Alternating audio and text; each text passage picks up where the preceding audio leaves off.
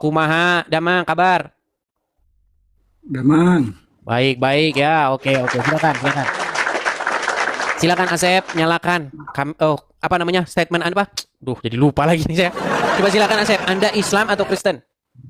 Islam. Islam. Apa yang mau Kang Asep sampaikan? Silakan. Pengen nanya itu Tritunggal itu gimana maksudnya? Sederhananya begini. Tritunggal itu begini.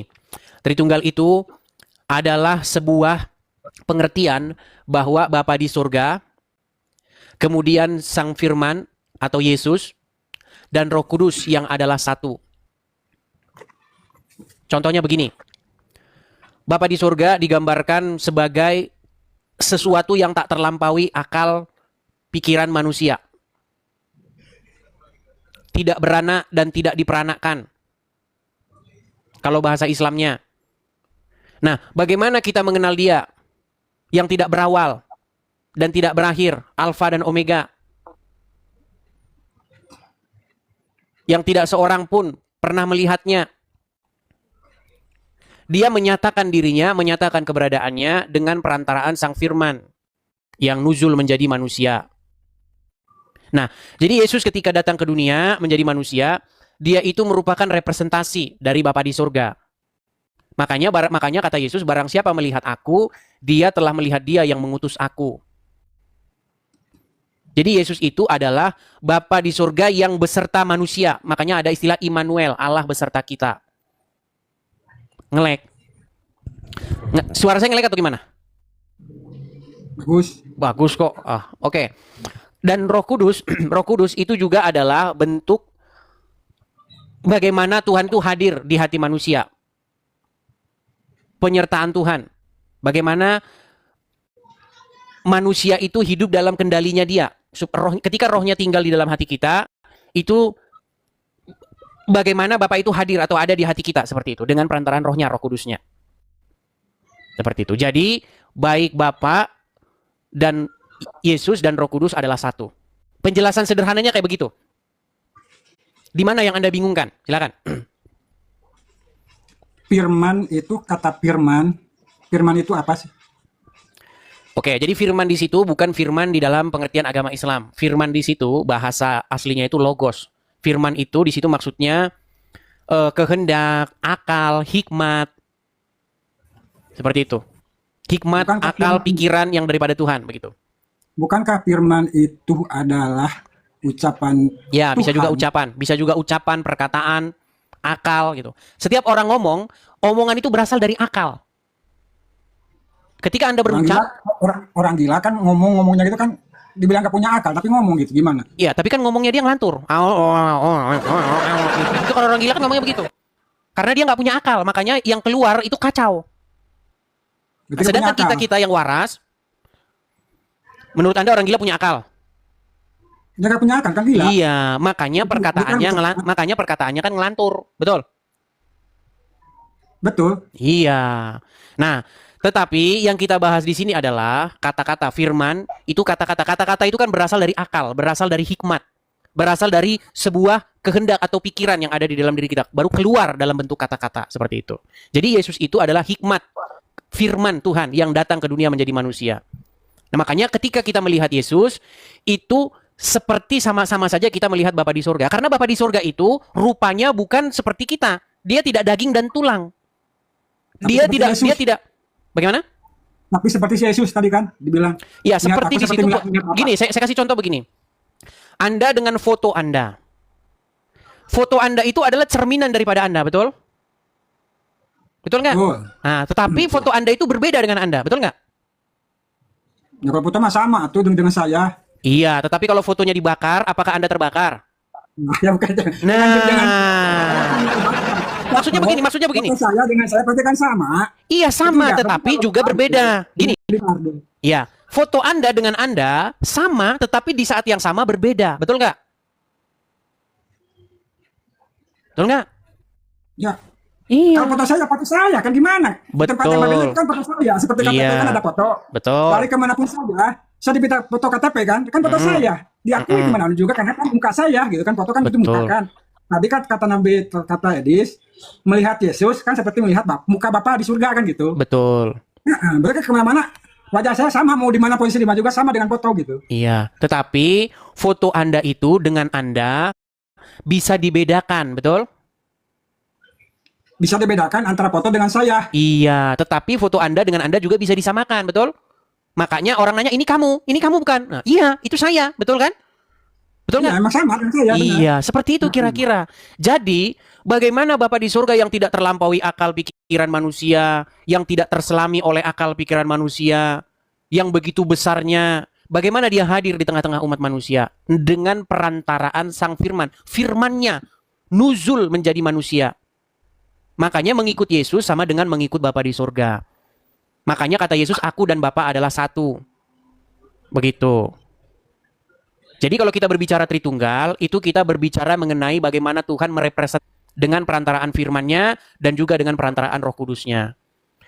Sekarang, ketika Roh Tuhan tinggal di hati kita, Roh Kudus tinggal di hati seseorang, maka Roh itu akan mengendalikan orang tersebut, betul? Roma enggak, akal yang itu mah. Pernah dengar istilah, oke gini, pernah dengar istilah orang kerasukan setan? Misalnya orang ngamuk, kamu jangan kerasukan setan, istighfar gitu. Pernah dengar orang ngamuk-ngamuk, marah-marah sampai mecah-mecahin ini, terus disuruh istighfar karena dia kerasukan setan. Pernah dengar gitu? Pernah. Nah, orang yang kerasukan setan itu orang yang dirasuki roh jahat, dirinya dikuasai ruh jahat. Roh itu mengendalikan dia untuk berbuat kejahatan. Makanya kita ngomong ada istilah kerasukan setan, itu lagi kerasukan tuh, kerasukan setan katanya. Nah, kita sebagai orang yang percaya, kami ya orang Kristen. Anda kan belum, Anda kan masih dirasuki rohnya Allah. Gini, kami kalau bahasanya tadi itu kerasukan lah. Kalau kita mau pakai bahasa Anda, kerasukan Roh Kudus. Kalau pakai bahasa Anda tadi, bahasa yang tadi. Makanya setiap orang yang percaya dirinya itu harus dikuasai oleh Roh Tuhan, Roh Kudus itu tadi. Roh Kudus itu pengejawantahan daripada Bapa di surga juga. Begitu. Ketika ada 5 orang, 1 di Indonesia, 1 di Australia. Yang di Indonesia disertai Roh Kudus, yang di mana Australia disertai Roh Kudus. Begitu. Ada berapa di situ? 2, tetapi 1 itu. Walaupun 2, 1. Gitu. Kalau akal Anda nyambung, pasti Anda paham maksud saya. Seperti itu. Nah, makanya saya bilang kepada Pak Asep, Tritunggal itu sebenarnya tidak rumit kalau Anda mau memahaminya. Seperti itu. Nah, sekarang Pak Asep, apakah Pak Asep mau menerimanya untuk mengundang supaya Roh Kudus hadir? Maksudnya Roh Kudus mengendalikan hidup Anda. Karena hidup Anda ini sekarang dikendalikan oleh Muhammad. Muhammad yang menguasai dirimu. Makanya kamu pagi-pagi ngambilin air itu. Ya kan? Terus, nah itu kan begitu-begitu terus cuci. Itu namanya apa? Berwudu. Oh, wudu. Oh. Kenapa Anda berwudu? Mensucikan dari hadas kecil. Yang membuat Anda berwudu? Membersihkan dari hadas kecil. Iya, yang membuat Anda berwudu itu apa? Perintah, karena perintah. Iya, makanya Anda ini hidup di bawah kontrol, di bawah kendali Muhammad. Karena agama ini kontrol kan gitu. Iya, betul. Makanya berbicara kontrol, betul itu kontrol, betul. Saya setuju. Kendali. Kristen berbicara mengenai kontrol, berbicara mengenai kendali, pemerintahan. Di mana di hati ini harus Bapa di sorga dengan perantaraan Tuhan Yesus dan dengan perantaraan Roh Kudus memerintah seseorang, mengontrol seseorang. Kemana dia harus melangkah? Nah, Islam juga seperti itu. Islam itu juga berbicara mengenai kontrol, berbicara mengenai pemerintahan. Nah, siapa yang mengontrol di dalam agama Islam? Allah dan Rasul-Nya.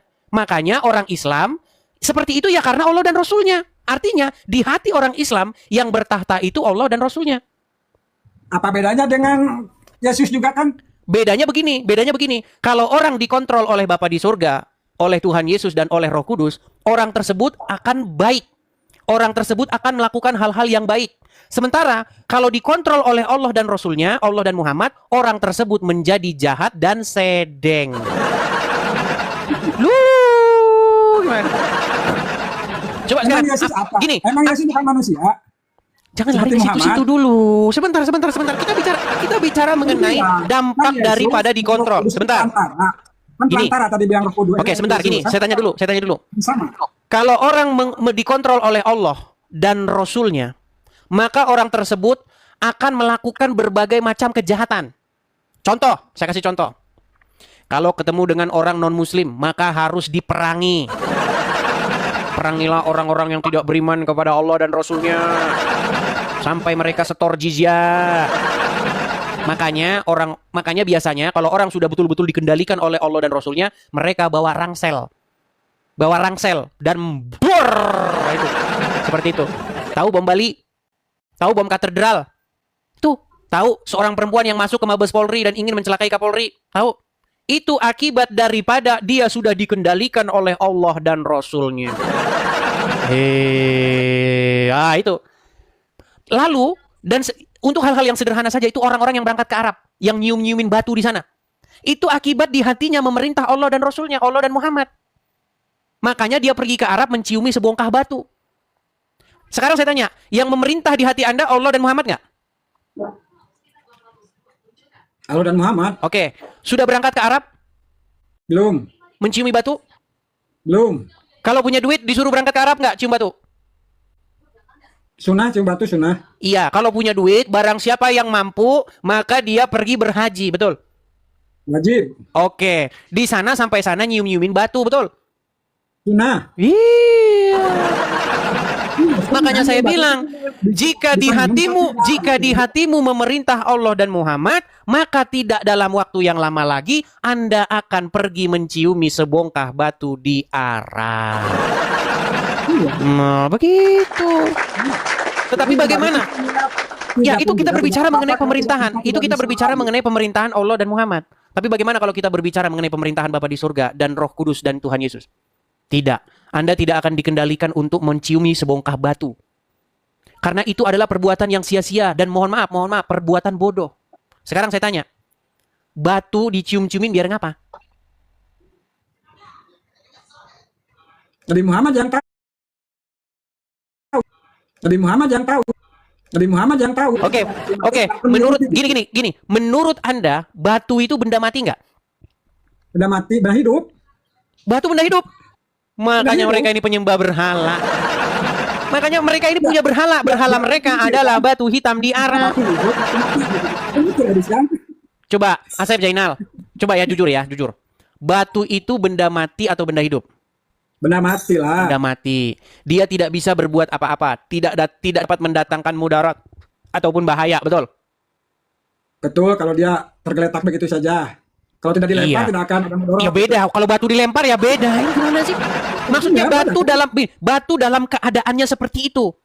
Gitu loh. Dia itu tidak mendatangkan manfaat atau bahaya. Lain kalau batunya udah di tangan orang terus dipakai buat ngelempar. Ini kita bukan ngomong begitu. Kita bukan ngomong begitu.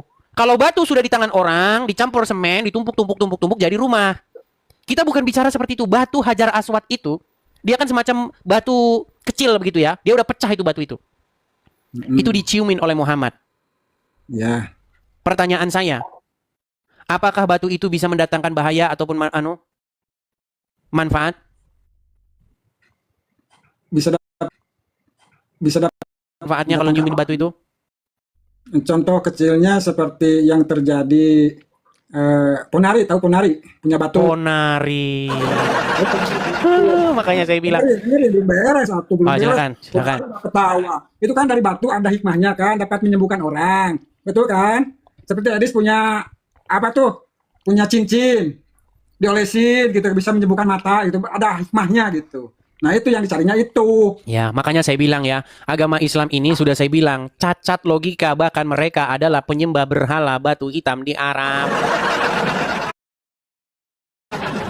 Ya, beginilah, Kang Asep, saya hanya memberitahukan, ya, supaya kita jangan mengkultuskan benda-benda, batu, segala macam. Dan itulah yang dilakukan oleh Muhammad. Ya, jadi semoga Asep Zainal, semoga Anda mengikuti junjungan yang benar.